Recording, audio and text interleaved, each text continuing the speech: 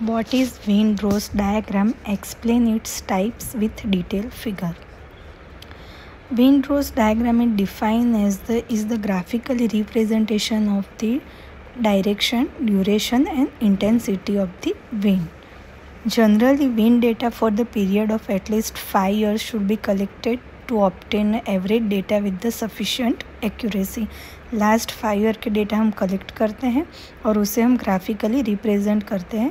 हम direction, duration और intensity of the wind जैसे डेटा कलेक्ट करते हैं. टाइप्स 1 है जिसमें आपको दिखाई दे रहा है direction and duration of the wind. जैसे कि आप फिगर में देख सकते हो, रेडियल लाइन है, सर्कल है और इरेगुलर लाइन है. तो रेडियल लाइन रिप्रेजेंट करती है direction of the wind, circle represent करते हैं duration of the wind and irregular line है जो रिप्रेजेंट करती है इंटेंसिटी मीन्स के speed of the wind. Suppose कि हमें ए पॉइंट पे फाइंड करना है कि उसका डायरेक्शन, ड्यूरेशन और इंटेंसिटी क्या है.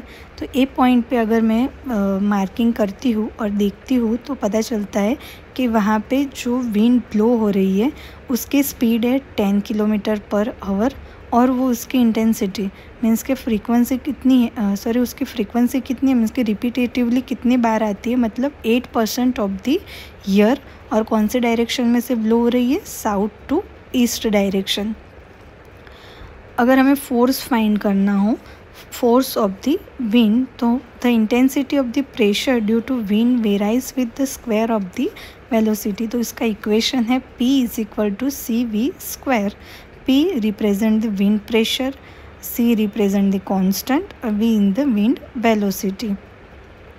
Then after हमें wind force find करना हो, उसका इक्वेशन है F = KS × P × A.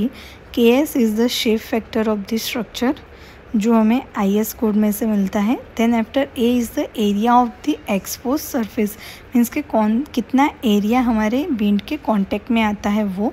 And F represent the total wind force. Then after second diagram जो टाइप 2 है विंडरोज का, उसमें हम दिखाते हैं direction, duration and frequency of the wind. जैसे कि आप फिगर में देख सकते हो कि हमने डायरेक्शन दिखाई है north, east, south and west. Then after हमने उसके अंदर कितनी फ्रीक्वेंसी से हमारी विंड आती है. तो हमें इसमें फाइंड करना हो तो हमें क्या करना होता है, जैसे कि आपको एक स्ट्रिप दिख रही है रेक्टेंगल टाइप की, वो स्ट्रिप को आपको वो डायग्राम पे रख के घुमाना है. आपको कौन सी डायरेक्शन में से कौन से डेटा चाहिए वो आप जैसे स्ट्रिप घुमाओगे, तो जैसे अभी सपोज़ कि हमारी स्ट्रिप वर्टिकल है तो मुझे क्या पता चलता है कि नॉर्थ टू साउथ या साउथ टू नॉर्थ उसमें कौन से कितने स्पीड से मेरी विंड ब्लो हो रही है. तो 80 किलोमीटर पर आवर.